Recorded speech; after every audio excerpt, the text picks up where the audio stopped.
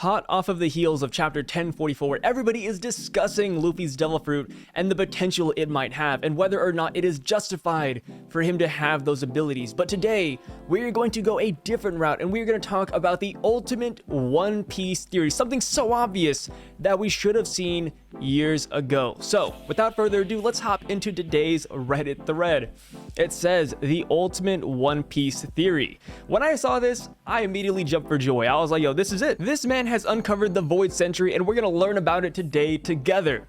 So it says, I finally figured out what One Piece is and the truth behind Joyboy. Yo, this guy figured it out. This came out a couple of days ago before chapter 1044. This man is seeing into the future. Let's see what he has to say.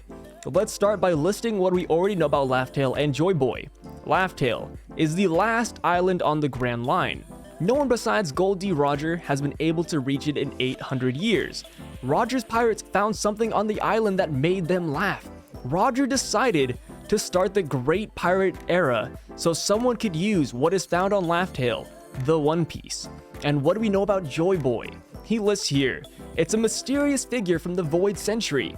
We know almost nothing about him, but we do know that he was Zunisha's companion and, as the name indicates, brought happiness to people. He could be the same figure known as Sun God Nika. Yo, this guy kind of predicted the future with that one. Now let's get started with our theory. The first clue we can use to understand what One Piece is all about is that it makes people laugh. But not only does it make people laugh, it makes people burst out laughing with tears in their eyes. Whatever it is, we're sure it's hilarious for some reason. But despite that, it's still feared by the world government. We also know that Joyboy and Nika himself brings happiness and laughter wherever he goes. And I'm here to tell you that we've already met someone who possesses all of these traits. And no, it's not Luffy. The answer to all of our questions is Pika. Oh, dude, I saw this picture and I honestly bursted out laughing. Maybe he is Joyboy. He brought me laughter. That's right, that Pika, the commander of spades of the Don Quixote family. We've been shown over and over again that anyone in the presence of Pika should refrain from bursting out laughing. And then he shows a lot of pretty good examples, right? He shows everybody laughing at him. Maybe he is Joyboy. This guy has a point. He has not hit us with anything that isn't factual yet. Moreover, if we pay attention to his mask, we can notice that his helmet is shaped like nothing less than a star. Even his shoulders look like morning stars. Could this be Oda's way of pointing to the sun god Nika? The sun is a star after all. Whoa, dude, this guy, oh my god, I love this theory so much.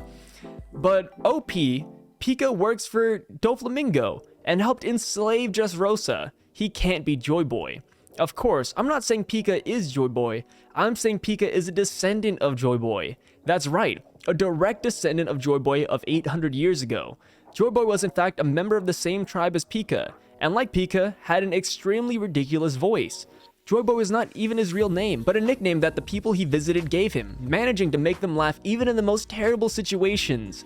And so, we come to understand what One Piece is and why the world government fears him so much. Laughtale is none other than the motherland of the tribe of Pika, the One Piece. And the world government fears them so much because if they ever leave Laughtale, the world population would be too busy laughing and they would stop working, making the hierarchy structure of the world government collapse. But then, why are they still in Laughtale? Because they can't get out. After Joyboy left the island and antagonized the world government, their only choice was to barricade themselves on the island. Bro, this is just like Wano. This guy's making some pretty good points. Protecting themselves with the awakening of the Body no Mi, with no way to defeat them, the world government decided to erase the island from every map so that no one could discover the truth. That's why Roger believed. I love it. I look down and I could see this man using like actual manga references. Like he's doing actual research and putting effort into it, man. Anyways, that's why Roger believed that they came too soon because they had no way to cancel the effect of the Body no Mi. And now things are different. Blackbeard with his Yami no Mi is able to nullify the effects of the Body no Mi and will free the tribe of Joyboy and Pika. I cannot believe this. And then he shows Blackbeard defeating Ace because he nullified his power. Making sense. And another possibility is that Bartolomeo will also awaken the Body no Mi and act as the key to making Luffy the Pirate King, triggering the catastrophic war that the narrator announced at the end of Dressrosa. I cannot believe it. It was in front of our eyes all along. We should have known. They announced this, that a catastrophic war was coming to the world of One Piece. They announced it at the end of Dressrosa, right after we leave Pika to his own devices. We should have seen it. It was before our eyes. I think there's even more to this. Bro, this guy's gonna add more? It's not even the OP? It's not even the original poster? I believe Pika's actual name is Pika. Why? Just look at his helmet. It mimics the light effect of Kizaru's attack. The Pika Pika no Mi. Oh, stop it. Yo, this. Oh my god. Just when we think we're out, they pull us back in with some more facts. Now, think with me. We know Joyboy might be Sun God Nika. And think about the alphabet. N-O-P. P comes after the O. That comes after the N. You know what that means, right? Nika had a son named Oika, who then had a son named Pika. Bro, I swear. I know that this is, you know, we're memeing here. We're having a good laugh about it. This is a joke of a theory. But what if this actually was right? I could kind of see this. Like, I don't know. Maybe they've converted me, but I can actually see this being a thing. In other words, Nika and Joyboy is Pika's grandfather. That's brilliant. How could I not think? It's so obvious. It's right before our eyes. Oda has been playing with us since chapter 1. He can play with this about Pika, bro. It's possible. Hey, Nika and Pika rhyme as well, so they're related for sure. Two sides of the same coin. Joyboy having a high-pitched voice like Pika, which would make everyone laugh, and the awakened barrier fruit being what has hidden away the One Piece are honestly interesting ideas. That's what I'm saying. While there's a lot of jokes in this theory, there's some things that I'm like, you know what? He might not be wrong. A dumb theory with plot elements that would make sense. I applaud you. That's what I'm saying. That's why I picked this. I picked it and I kind of scrolled down and I saw he had references and I was like, bro, like no way this dude put in a lot of work into it. My whole point of view changed. I'll retire from making my own theories again. This is the ultimate theory for sure. Yeah, you know what? All the other YouTubers making theory videos, give up your titles, bro. Give all your subs to this man. This man did it. Finally, the real reason. So Flamingo doesn't want people to laugh at Pika. Yeah, Doflamingo was protecting the world. He was doing his duty as a celestial dragon and guarding the One Piece by having Pika in his pirate crew. If you look closely at Luffy's laughing face, he looks exactly like Roger when he found something in Laughtale. Roger found the tone dial of Pika's parrot's laugh in Laughtale. Is it really? Wait, let's see. We're scrolling up. We're scrolling up. Stop it. Stop it. It's like Roger. Yo, why is that like Roger? Oh my god. Oh, am I gonna get it if I type in Roger laughing? Oh my god, it actually is. No freaking way. Dude, the theory deepens. The mystery has been enhanced. I read this with a slowly increasing amount of cringe and let out an audible sigh of relief when I saw the -S at the end. This sub has been getting so ridiculous lately. I thought you were serious. People thought this was serious? Bro, this is all jokes, man. I love this about One Piece, right? Okay, let me go back to the camera. I love it when people can joke about One Piece. That's what One Piece is all about. Oda wanted to create a world for us to enjoy and to like have fun with. Why would you want to take it so seriously? That's why the latest chapter of One Piece has been very divisive. People have been like, oh, this isn't the Luffy I know and love. This isn't the hard fighting Luffy. This isn't what should be going on in the story. And that's fine to have those opinions.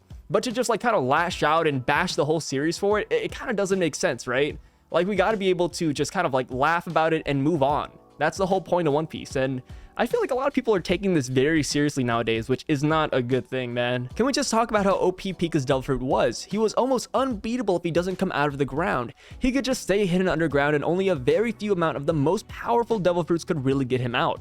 You can create anything you want to out of stone, travel very fast through the ground, and are strong enough to not only become the size of a mountain, but in theory, destroy whole islands. That's what Pika did, man. When Pika was first introduced in Dressrosa, I thought he would be a menace to society. I was like, yo, this is an executive of a warlord? Like, no way. Like, he is too powerful.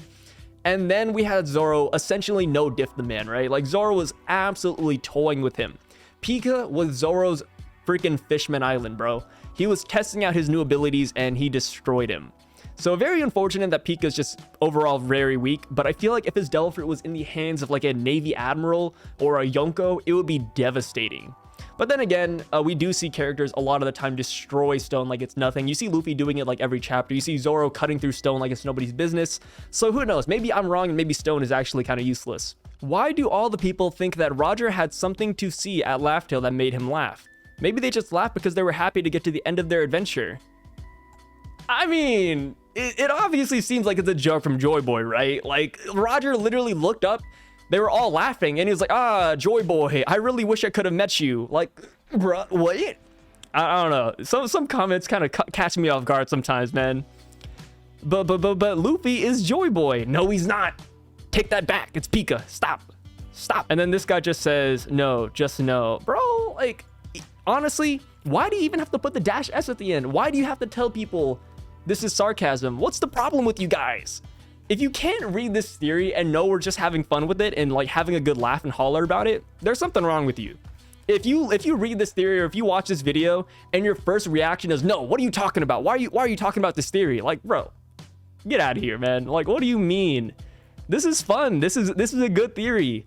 He's in a way a little bit infallible too. Like, there's nothing that super disproves it other than obviously the revelation of the latest chapter. But yeah, I think it's good fun, and I think it has a lot of credits to it. And I think he did bring up a good point about maybe Laughtale being something protected by the Bari Bari no Mi, which I don't think is the case, because after the Devil Fruit user dies, there's a good chance that all the powers go away as well. And that's shown over and over again. And the only real thing that kind of overruled that is just Kanjuro's Fire Demon. But if you read the latest chapter, then you know what happens to that as well. So yeah, I think it's a pretty good theory. I do like the whole Nika, Oika, Pika kind of thing. I think that'd be kind of silly, and that does seem like something Oda would do as well. He likes having fun with names, and that's seen by a lot of shonen authors as well. A good example is freaking Dragon Ball, dude. They're all named after vegetables and like goofy things. So I wouldn't be surprised if at some point Oda's like, hey, let's have a bunch of characters be named randomly like this, right? But yeah, I like what he has here. I do wonder, like, this makes me curious, like, will we see more Pika eventually? Like, there's a lot of characters in One Piece that are decently strong, you know, obviously not the strongest out there, and it might not be relevant to fighting Luffy nowadays or his crew even, but these characters have cool abilities, and I wonder if we will see them in that cataclysmic war that the OP narrator talked about back in Dressrosa. So that being said, thank you guys for joining me. I feel like we just needed a funny and goofy, lighthearted theory to talk about, to just have some good laughs out here, because in my opinion, I haven't really seen it with my videos. I think everybody's been really nice overall and really wholesome about like what's happening in the latest chapter. But I have seen a lot of people be very divided about the last chapter, and it's fine to have opinions like I said, but when you take it farther and you start bashing other people for like liking the idea, like, oh wow, I love Luffy's Devil Fruit and what's happening with it, and then other people are like, well, you shouldn't, and let me tell you why, like, you should hate it like I do, then you're going too far. Then you're going past just having your own opinions, and you're kind of like pushing that onto other people. You're pushing that negativity into the community, and I think we don't need that right now, right? Like, we should be focusing on what One Piece really is. And honestly, if some people look at what happened in the latest chapter and they're like, oh, I'm dropping One Piece, like 25 years, dude, F it, like, it's not for me anymore, it's a kid's show. Well, goodbye. Like, I don't know what you want people to say. You want Oda to like come to your door and knock on it and be like, I'm so sorry, like, here's the real chapter 1044, I take it back. Like, no. One Piece is thriving. It is topping its record sales like almost every freaking year. It's not going anywhere. And honestly, we haven't even seen the extent of Luffy's powers yet with the latest chapter. We've just seen small snippets of it, so we can't even really judge it correctly.